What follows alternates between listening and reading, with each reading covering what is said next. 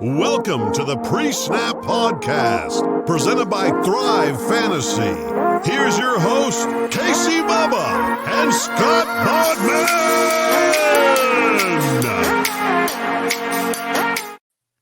And welcome back, everybody, to another episode of the Pre-Snap Podcast, brought to you by the wonderful people at LineStar Sports. Make sure you check them out on Twitter at LineStar App and at LineStar NFL, different show, as we are with your third episode of the week, which means it's your DFS main slate preview. 13 games to get you rocking and rolling on a Sunday. Breaking it all down for you. Don't forget, everybody, to download the app, again, in the Apple App Store and Google Play Store, and check out Thrive Fantasy, sponsor of the show. It's a prop bets site. They have 20 bets per tournament.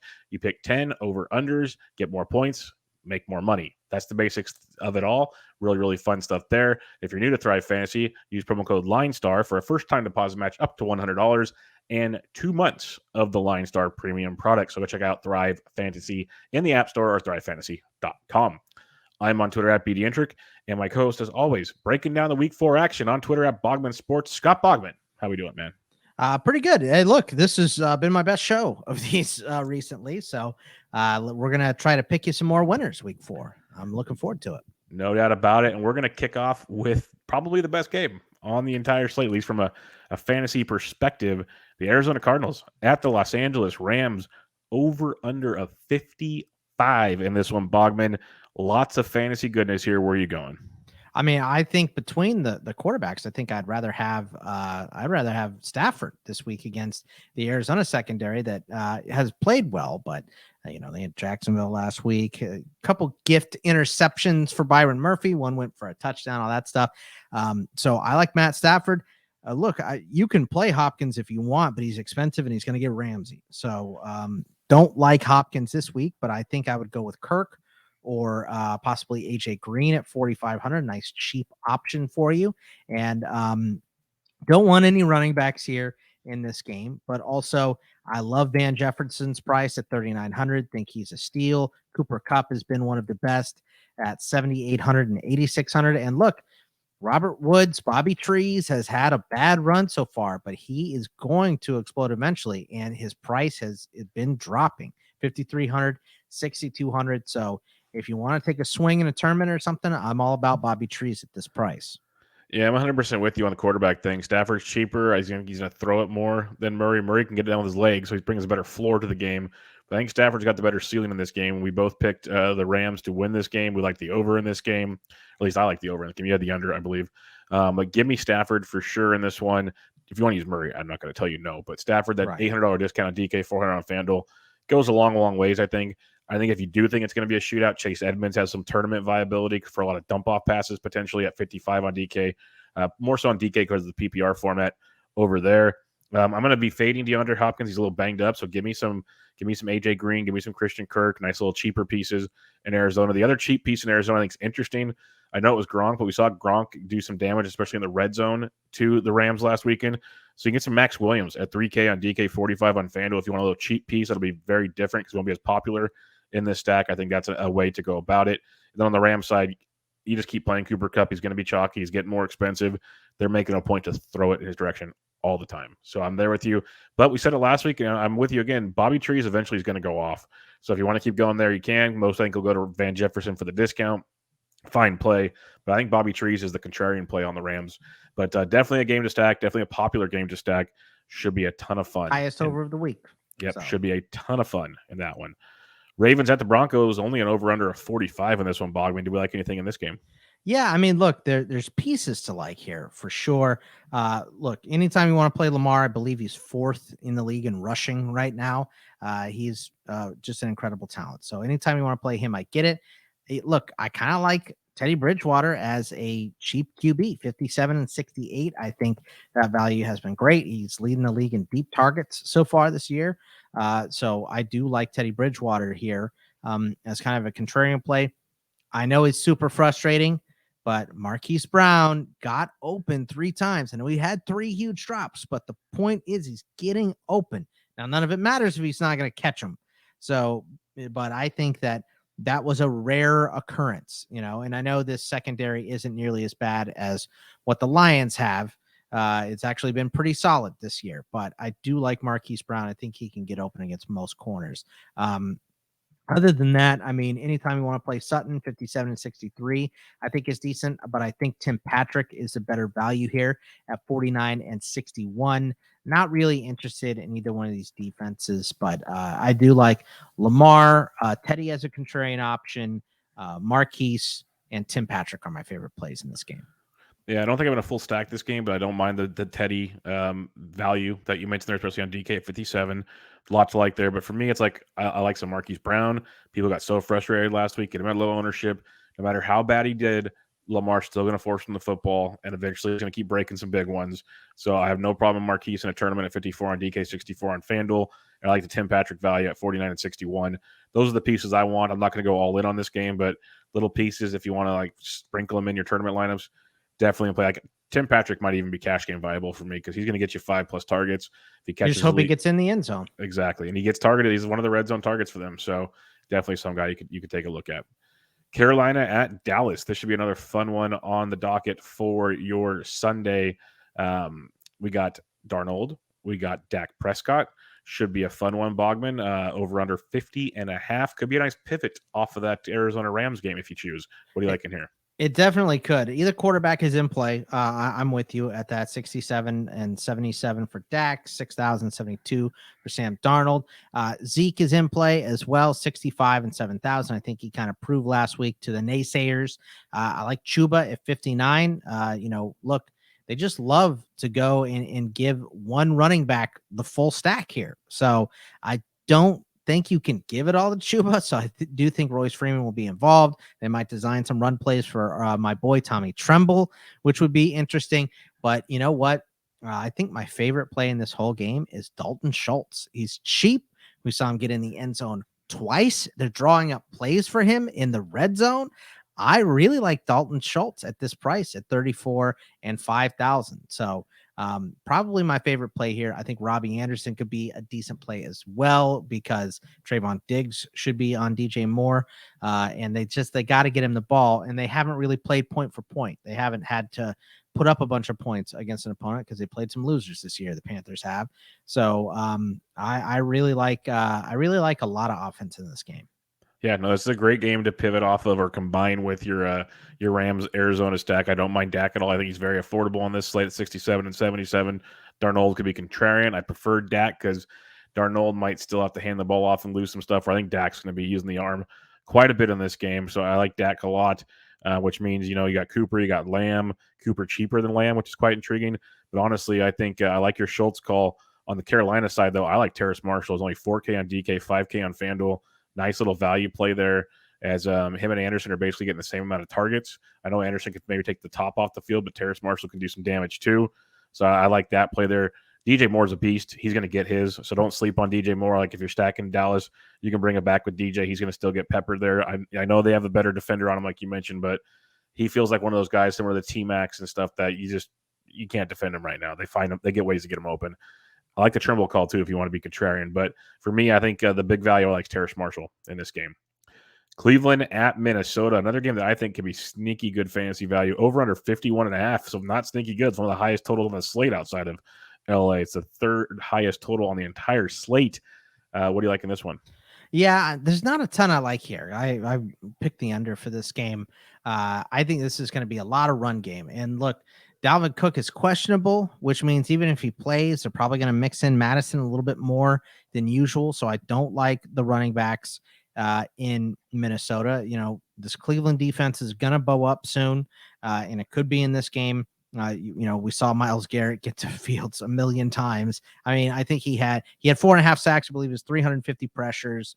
I mean, the dude was just living in the backfield last week. So he's going to be a problem as well for Kirk Cousins. So not really big on this game. I tell you what, though, I do like OBJ. He's still like the only healthy wide receiver for Cleveland, and I think Baker's going to have to get him the ball. I think this is going to be good for him long term too, because Baker would always go to dump offs and Jarvis, and OBJ wasn't getting the ball. With Jarvis out, he is forced to get the ball to OBJ. So I like him a lot.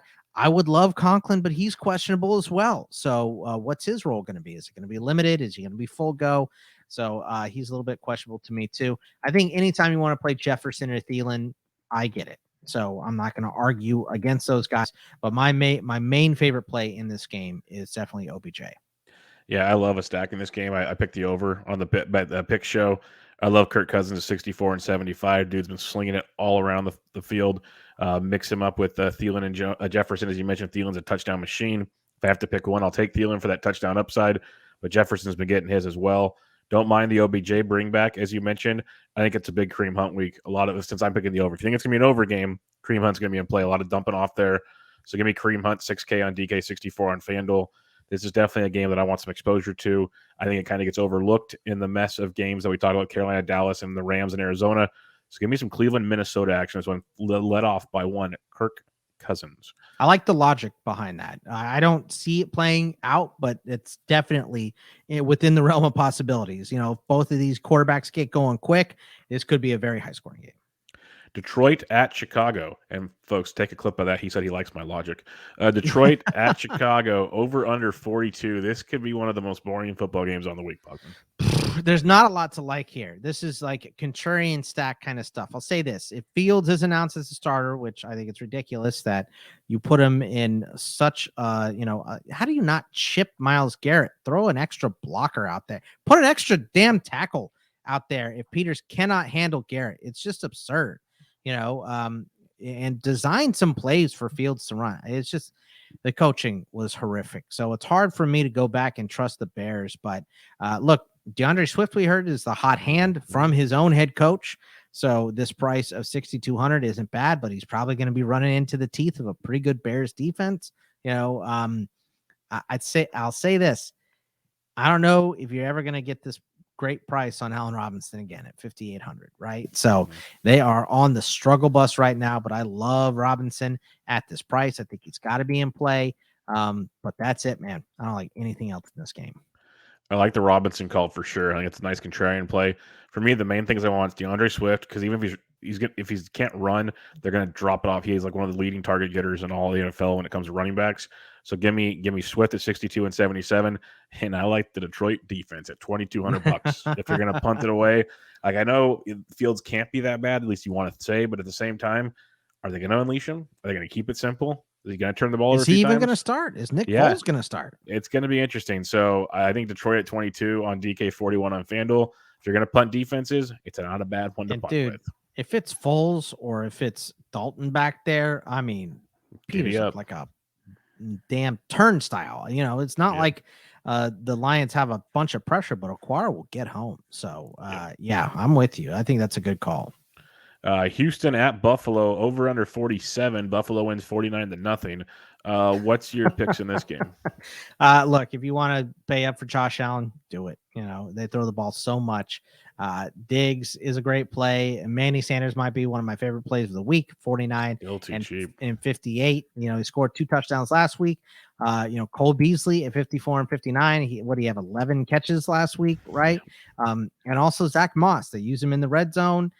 He's scored, I think, 3 touchdowns already, and there should be lots of scoring in this game. So, let's throw that ball to Diggs or to Knox and knock him down at the 1 so we can either have Josh Allen or Zach Moss run it in. So I think the Bills are also in play, plus their defense, because it's Davis Mills, and he did a couple nice things against Carolina, but I mean, you're putting the kid in a bad spot. He's a 3rd round pick, probably shouldn't have gone that high, and you're just putting him in harm's way right now. So the Buffalo defense, if you're going to pay up for one, that's the one. Yeah, if you're going to pay up, it's definitely the one. Like the Josh Allen stack with Diggs, Beasley, or Sanders is fine. I think Beasley is the contrarian play because most will see the 2 touchdowns from Sanders and the price tag would run there. Still a very good play. And then Diggs is Diggs. So I think Beasley's a nice, cheaper option there. I'm not saying you have to play Texans, guys, but if you want to, they are going to throw a lot. And Brandon Cooks gets his, which is fine. But Anthony Miller, I said it last week on one of our shows we did, he has a rapport with Davis Mills from the secondary squad. He got with injuries. Miller's there now, and he used him a lot on Thursday Night Football. So I think Miller's nice cheap one at 37 on DK, 52 on FanDuel. In reality, I just want Buffalo pieces and peace out. But if you're getting really freaky and you want to get some value, I think Anthony Miller could be a intriguing value on a game where Houston's going to be throwing early and often, most likely. Indianapolis, Miami Dolphins, over under 42.5. This is another game that's just like, ew. What do you like in this one? I don't like most in this game, but I'll say this. I like what we saw out of Jalen Waddle last week with his 12 catches and running short routes for Jacoby Brissett at 49 and 54. I like the price on Will Fuller at 48 and 53. Gesicki just seemed to be Brissett's go-to guy. He had 10 catches as well. So those are the guys I like. I can't trust anything on the Colts side right now because they should be giving the ball more to Taylor. Hines has more points than Taylor. Pittman was good last week, but wasn't good the 2 previous weeks. So I just don't trust anything on the Colts side. So I'm going to run away from them. But there's a couple pieces on Miami that I like. Yeah, Gesicki was his guy. Big fan of that one at 4K on DK54 on FanDuel. Waddle's a good tournament play because they used him a lot, and eventually he'll bust a big one. Will Fuller got a little bit of action, but he's banged up. So Waddle and Gesicki is the guys I like there. If the Colts just use their brain, Jonathan Taylor is in a smash spot this week because Miami's defense against the run is horrific. Like on paper, Jonathan Taylor should carry the ball 20 to 25 times, probably run for 150 yards. So if you want to take him in a tournament at 63 and 66, I think he's a great play. But I say tournament because you don't know what they're going to do. Like if we knew they were going to give him the ball, well, then it's a cash game for sure. But I think in a tournament, Jonathan Taylor is very live in this game if they get their stuff together. That's where I'd go on that. I'll ask you this, Bogman, because I'm going to sound like an idiot because I don't remember right now. Are they running Paris Campbell out of the slot or is it Pascal? No, it's both. But, I mean, Campbell doesn't run anything but out of the slot. So, yeah. Okay. The Dolphins have been torched all year out of the slot. Did you see what Hunter Renfrow did last week? If you want to punt, Paris Campbell at 3,247, this could be a Paris Campbell week. Just going to throw it out there. Don't feel bad. Renfro's burned everyone from the slot so far this year. I mean, it is third in Renfro because they play Pittsburgh week 2, so I got to see it up close and personal, and we know it's going to him. He's getting the ball. So, well, actually, you know what?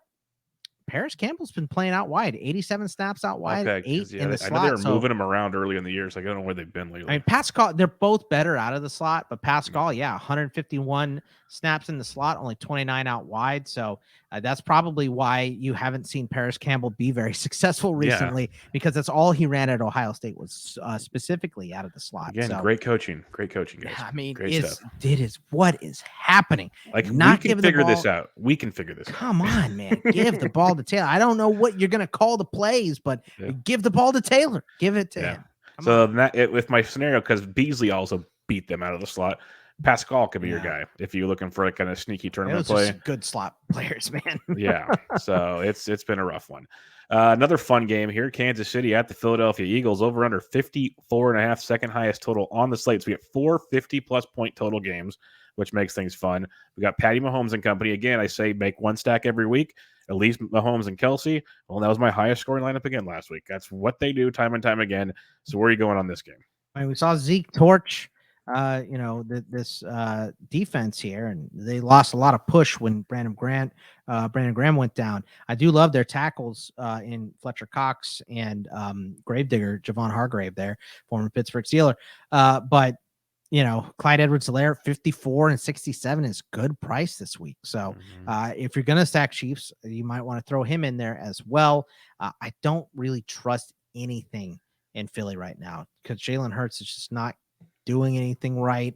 Sirianni gave the ball to Miles Sanders 5 times last week, which is just,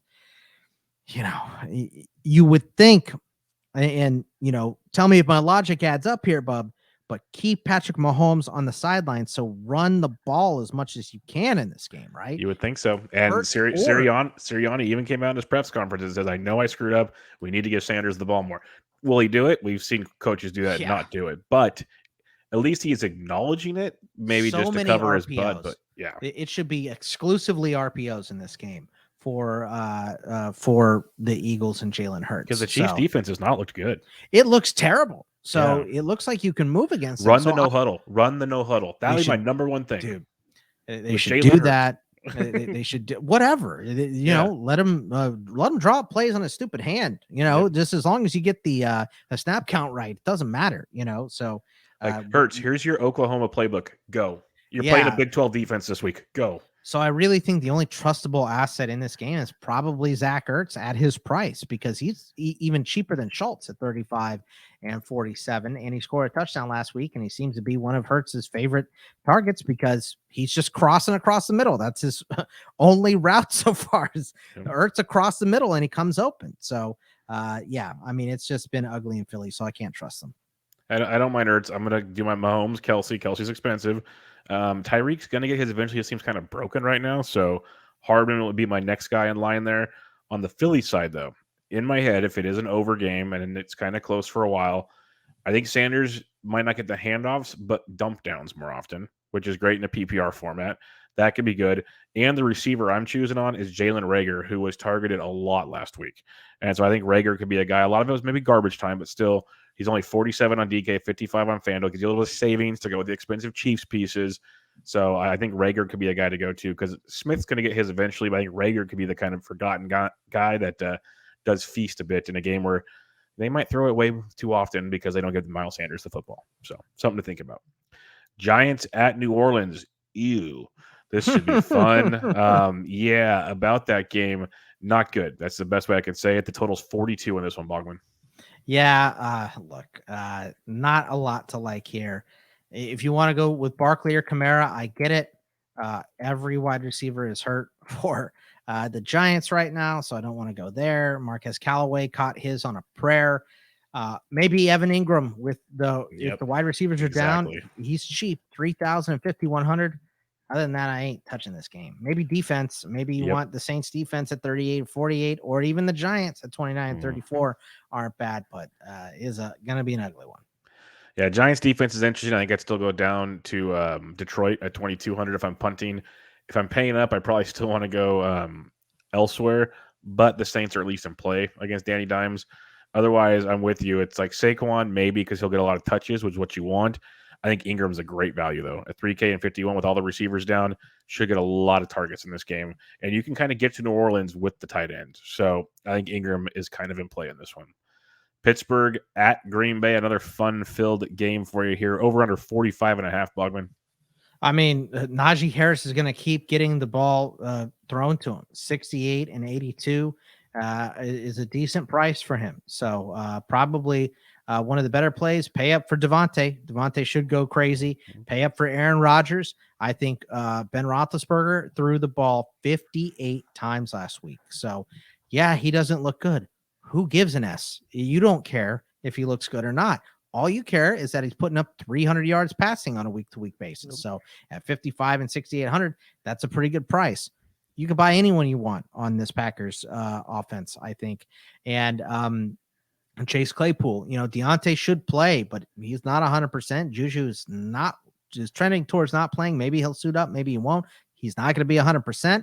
And another cheap tight end play in Pat Freiermuth at 3,100 and 5,000 because he has become their go-to tight end, and he's gotten a couple red zone looks.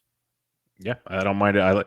The fact Aaron Rodgers is only 6,800 on DraftKings and 76 on FanDuel, it's just begging me to play Aaron Rodgers. That's just like kind of disrespectful to me. I know he's not like the great. He's still the reigning MVP. Just well, the prices came out before Sunday Night Football, so I'll give him that much. But he should be higher than that. Yeah, keep playing Devontae. With you there. If MVS is healthy, he's a little banged up. Dude's a beast. He is looking at him a lot as a secondary option. Like in years past, like, okay, is it a Lazard game? Is it an MVS game? It's MVS right now. Like even Tanya's not getting love. Like it's MVS, which is good to see. Like at least he's honing in for our sake, and he's very cheap, very very affordable. I like the. Real glad they went out and traded for Cobb, and he's doing nothing. Yeah, I'm glad he's not, because that was the dumbest thing I've ever. Like, okay, Rodgers, here's your guy. Yeah, and he stinks. So the Najee call's great. He should get a lot of love. Going to be very popular. I think James Washington's the guy to watch, as you've mentioned before. If Juju misses and if Deontay's banged up, that's your kind of value on this one. But my value is the MVS. Like MVS, Adams, Rodgers. Have some fun with that. Green Bay should have a field day against this Pittsburgh defense. Seattle at San Francisco. We have a fun NFC West battle. Over under 52. Sorry, the fifth game with a total over 50 on this slate. My God, did I read that right? I got to check it again. Yes, 52 in this game. Wow. All right. What do you like in this one, Bogman? I mean, there should be some offense, but I think my favorite thing is running the ball against Seattle. And Trey Sermon at 5,000 is probably just a little bit too cheap. 5,000, 5,900. If they say Eli, if he practices full Thursday, Friday, Saturday, then I would go back to Eli because I think he's a better running back than Trey Sermon. But I think Trey Sermon should get the run. It doesn't really matter. Someone is going to run the ball well against the Seahawks. So if they're saying they're going to go more to Sermon, if Eli Mitchell's looking like he is back in, I think you can pay for either one of them. I think they could both have big days against this defense.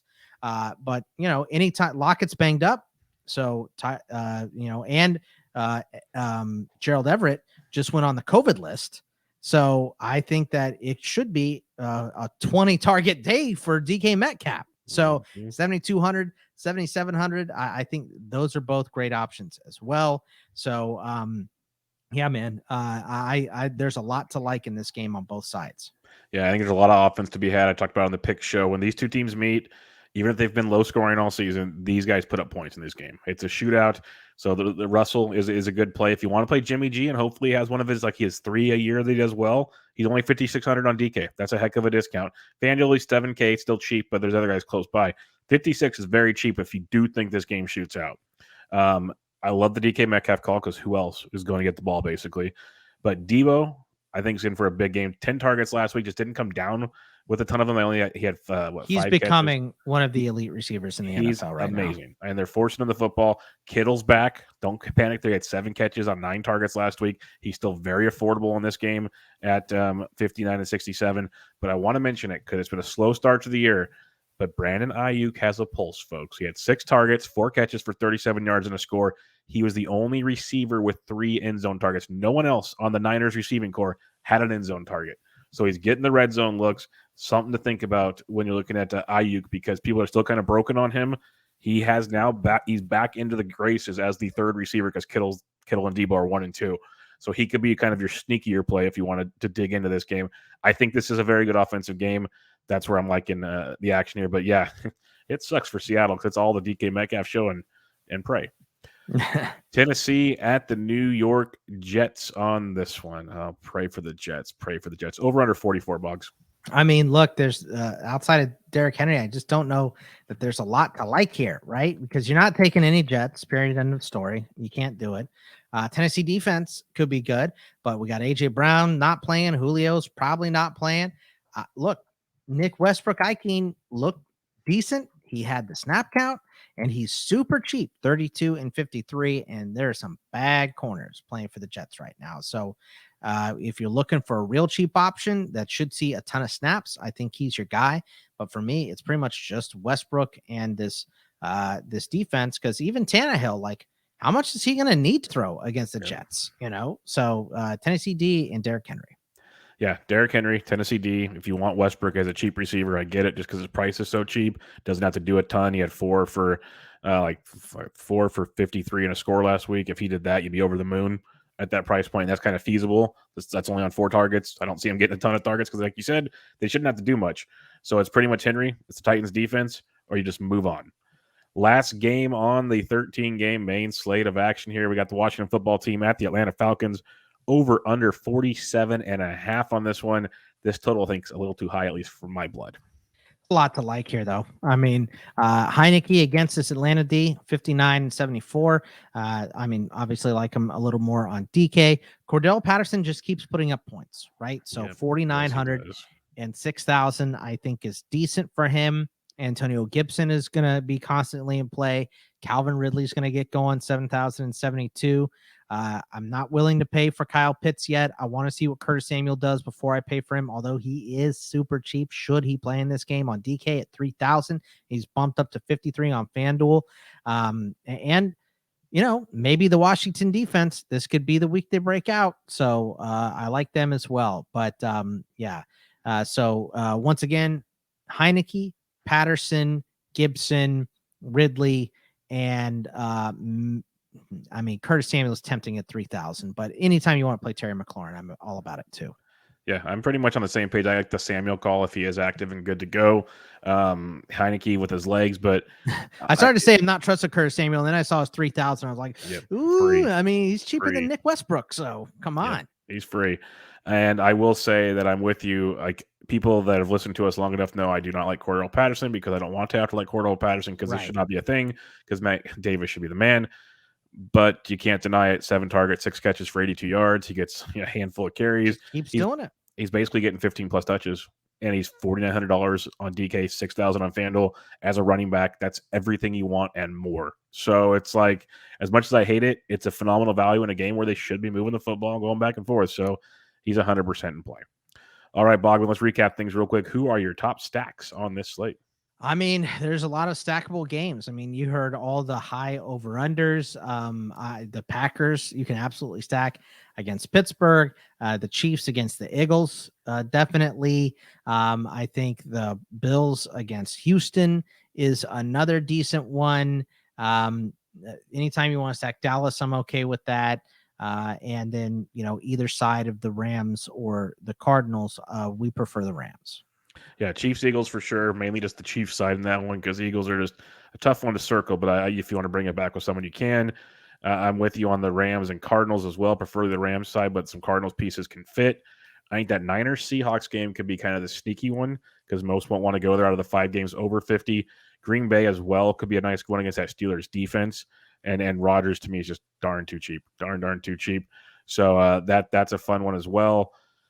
But man, there's a lot to like on this slate. You mentioned a few of them. There's a lot to like. I think that Minnesota one can be sneaky good as well. And you mentioned Dallas. So there's 5 totals over 50. Literally, you could play the ownership game. Okay, which one of the 5 has the lowest ownership? Let's attack it. Or mix and match pieces. One thing I've noticed in a chat room I'm in, and it was tweeted out by TJ Hernandez of 4for4 Fantasy. He broke down the millionaire winners of DraftKings, FanDuel, and Yahoo over the first 3 weeks in the lineup constructions. And I've been kind of paying attention to it as well. And it's basically you have like one main stack. It doesn't have to be a game stack. Like say you had Mahomes, Kelsey, and Hardman. And then the next popular game you slide in like someone had, last week, for instance, it was Herbert, Williams, Eckler. And then they brought it back with 2 pieces from another popular game and then 2 pieces from another. So it wasn't a full game stack. So I'm trying to tell people. Usually the old school way was full game stack. You have 5 games over 50. That means there's be a lot of points.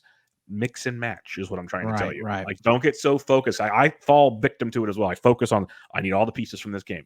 No, you don't, because it's not always going to work. You have to literally hit the nuts to make that work. Get the best pieces out of each game that you can, or find the best value of this good game that you can slide in with this awesome stack elsewhere. That'd be my recommendation for the week. The one I won money on last week was the one where I go, you know what? I'm going to make one lineup of guys I don't have anywhere else. So, and that was the one I won money on. So shocker how that works. Right. I know someone that legit makes lineups against, he combines all the teams he's facing for the week and makes lineups of those guys. So if he loses in season long, it benefits him in DFS. I mean, that's hedge. some positive thinking, man. The ultimate hedge. So something to think about. But that'll wrap us up, folks. Remember, check out Thrive Fantasy, sponsor of the show. Use promo code LineStar for a first-time deposit match up to $100 and 2 free months of LineStar Premium. And if you have any questions, check out Bogman on Twitter at Bogman Sports. I'm at BD Hendrick. The LineStar is on Twitter at LineStar app. Give it a rate and review. We'd really appreciate it. And until next time, good luck this weekend, everybody. Good luck. See ya. Thanks for listening to Pre-Snap Podcast, presented by Thrive Fantasy. Please like, comment, subscribe, and rate for good karma in your fantasy football games.